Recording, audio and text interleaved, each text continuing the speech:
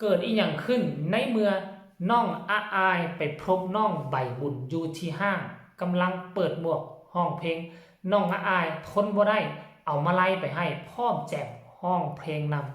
ำกับทักทายสบายดี FC ทุกท่าน FC ทุกคนทำเอาหญ้านุ่งจนอึ้งน้องอาอายใจถึงพึงได้มีน้ำใจ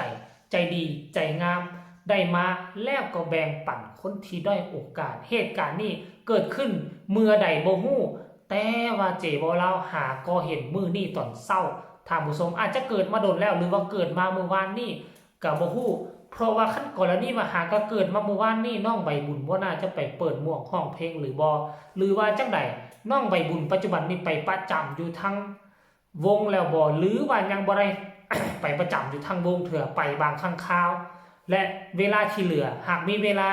ก็พางานไปเปิดหมวกห้องเพลงแบบนี้ตลอดบ่เนาะก่อนจะไปลงเลิกเรื่องนั้นท่านผู้ชมเฮาก็ต้องขอทักทายสบายดีสไตล์ของเจเบาลาวซะก่อนมื้อนี้อากาศเป็นจังไดมื้อนี้นะ7 โมงเช้านี่แดดออกแล้วนั่นแสดงว่ามื้อนี้มันจะมีโอกาสร้อนหุ่นแฮงกว่ามื้อที่ผ่านมามื้อที่ผ่านมานี่8 โมงกว่าจึงมีแดดออกแต่ปัจจุบันนี้อยู่ม่องเจเบาลาวอยู่7 โมงมีแดดออกเป็นทีเรียบร้อยแล้วเพราะฉะนั้นมื้อนี้เตรียมตัวรับศึกหนักได้เลยเนาะพี่น้องทั้งฝั่งลาวฝั่งไทยน่ะเป็นจังไดช่วงนี้ลาวเฮามีคนจากไป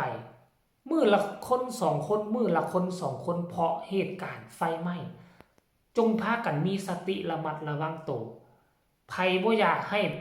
คนหักคนแพงจากไปเนาะการใช้ไฟฟ้ามือวานนี่เห็นทางแอฟฟ้าอยู่ทางประเทศลาวของเฮาซื้อสายไฟที่เขาโฆษณาอยู่น่ะเป็นสีเหลืองๆยาวมัน4-50 เมตรเอาไปใช้แล้วมันเกิดร้อนเกินไปแล้วก็สายเปื่อยท่านผู้ชมเป็นหยังมันจึงเปื่อยเพราะมันยาวเกินไปเฮือนหลังนึงนี่ยาวแต่8 เมตรเอาสายไฟโค้งยาวๆไปโค้งไปคดไปนะคดไว้บ่ไม้ออก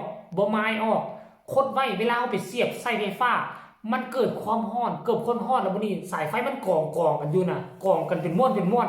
มันร้อนมันก็เลยเฮ็ดให้มัดกันแล้วก็สายเปื่อยวิธีที่ใส่ให้ปลอดภัยที่สุดสายไฟยาวก็อย่าแก้มันออกคายมันออกให้มันห่างจากกันแล้วอายุการใช้งานก็จะโดนกว่าและโอกาสที่จะเกิดไฟไหม้จากสายไฟมันก็จะมีน้อยลงนะท่านผู้ชมเนาะไปเบิ่งคลิปนี้ซะก่อนไปว่าเป็นอย่างน้องอายแบ่งปันน้ำใจให้น้องใบบุญคือจังไดไปเบิ่งคลิปนี้จักนาที2 นาทีขอยิบยกเอาคลิปมาจากเพจของย่านุของน้องอายเด้อเนาะให้เครดิตไปแล้วเราจะมาพ้อกันในช่วงต่อไปอะไรจะไปหอบมาจากบ้านให้น้องก็ได้ ขออะไร หอบตุ๊กตา อ๋อกองสุ่มด้วยเหรอ ของน้องบอกว่าน้องไม่เคยได้เลย มันไม่เคยได้ดีใจไหมนี่แหละรู้จักแบ่งปันคนอื่นรูปเก่งมากเลย คนที่เขาดราม่าเขาเป็นอะไรก็ไม่รู้ อะไรนะ คนที่เขาดราม่าเขาเป็นอะไรก็ไม่รู้ เจ้าได้แล้วเหรอ มีตังค์สดไหม อะไรนะ เรียกมีตังค์สดไหม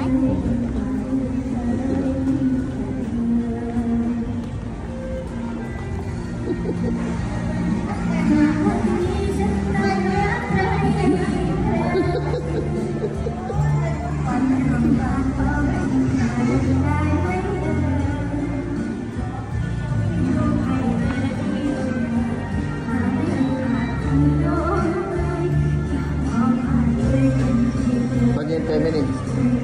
โอเค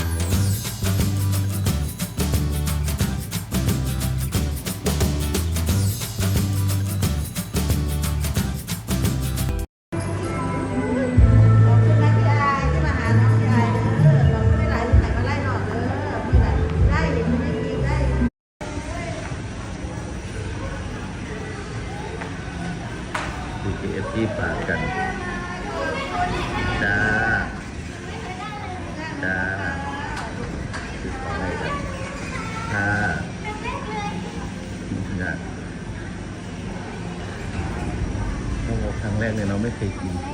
เดี๋ยวหนูไปหอมาจากบ้านพี่น้องก็ได้ อะไรนะ ทุกคนเห็นแล้วหรือยังและนี่คือน้องใบบุญแต่ถ้าบ่เป็นน้องใบบุญน้องอาอายก็จะเฮ็ดเส้นเดียวกันแบบนี้เนาะเพราะน้องเคยเป็นคนด้อยโอกาสมาก่อนน้องเคยทุกข์เคยยากน้องอาจจะเคยอยู่จุดนี้มาก่อนเพราะฉะนั้นแล้วน้องเห็นน้องก็จะช่วยเหลือทุกคนแต่ว่าผู้นี้โชคดีที่ว่าเป็นน้องใบบุญเนาะเป็นคนที่เอิ้นว่าจะมาห่วมทรายคานำกันญานุก็เลยจับกล้องมาถ่ายทันทีทันใดแล้วก็ถามหลานสาวว่าเป็นหยังเกาะว่าซั่นอยากจะช่วยเหลือเขาได้ยินว่าน้องอยากได้ตุ๊กตาเกิดมาน้องยังบ่ทันได้จักเทื่อจะไปหอบอยู่บ้านมอบให้น้องว่าซั่นน้องอายก็แลนเข้าไปให้ติ๊บตามที่เบิ่งแล้วน่าจะเป็นแบงค์สีแดงเนาะพวกเจ้าก็น่าจะฮู้สีแดงเอาไปให้แล้วบ่อยากให้น้องใบบุญกับย่าฮู้ใส่หมวกแล้วก็เอามือปกหมวกในนี้ไว้เอามือปกหมวกไว้แล้วก็ทิ่มใส่แล้วก็อยากถอยกลับคืนมาแต่ว่าน้องใบบุญกับย่าน้องใบบุญบ่นั่นน่ะเขาจำอายได้ดีจำอายดีโฮห้องขึ้นคอขอบอกขอบใจหลังจากนั้นน้องใบบุญก็เอิ้นอายมาห้องเพลงนำมาแจมน้ำกันเนาะขอให้เอ้ยอายมาแจมน้ำกันอายก็จัดให้ซันตัวเนาะจัดให้สนุกสนานหลังจากนั้นก็คิดว่ามันจะจบแต่อายบ่จบกลับไปซื้อของอยู่ของกินทานผู้ชมเอ้ยเป็นกองเจบ่ลาวเบิ่งแล้วมันกองหยังกองมีไว้บ่คล้ายๆคือกอง KFC ซื้อมาให้ตื่มโอ้ยเนาะ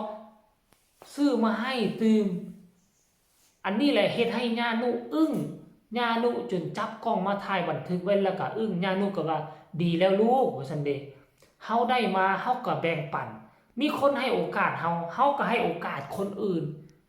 สุกนูกู้หนุนเงิน100นึงของเฮาให้ไปนะมันอาจจะมีคุณค่าต่อเขา3-4 มื้อด้วยซ้ำไปท่านผู้ชมอาจจะมีคุณค่านำเขาในมื้อนึงในเข้า3คาบนี้ด้วยซ้ำไปเพราะฉะนั้นละการที่เฮาให้น้อยให้หลายมันขึ้นกับกำลังศรัทธาของเฮาแต่สิ่งที่เฮาให้น้อยให้หลายคนที่รับไปเขามีความสุขเขามีความหวังกับสิ่งที่เฮาเฮ็ดกับสิ่งที่เฮาให้ไปถ้าเฮาบ่มีเฮาก็เพียงให้กำลังใจเขาให้ต่อเติมความหวังของเขาได้ก้าวเข้าไปคืบนึงนั่นก็ดีแหละนั่นก็มีบุญวาสนาท่านผู้ชมเนาะอายนี่สุดยอดล่ะให้ทุกคนอึ้งเว้ยเอาคลิปนี้ก็บ่มีหยังหลายเด้อขอฝากฟังคลิปนี้เอาไว้ส่ำนี้ฝากทุกคนกดไลค์กดแชร์กดติดตามเพื่อจะบ่พลาดในคลิปต่อไปเนาะที่สำคัญอย่ากดข้ามโฆษณาเด้อเบิ่งโฆษณาให้จีบ่าวลาวแน่ถ้ามันพอมีรายรับพอกุมปากกุมท้องเจบ่าวลาวก็จะบ่แล่นออกไปเฮ็ดเวียกอยู่ทางนอกอีกแล้วทุกมื้อนี้แม่บางมื้อน่ะก็เห็นเจบ่าวลาวหายไปลงแต่คลิปเดียวตอนเช้าคอรอแล้วก็หายไปหมดมื้อส่วนที่มาเจอกันก็ตอนดึกๆค่ำๆนะท่านผู้ชมเนาะไผมีคำตำหนิติชมก็สามารถส่งข่าวมาใต้คอมเมนต์ได้คลิปนี้ขอกล่าวคำว่าสบายดีบ๊ายบาย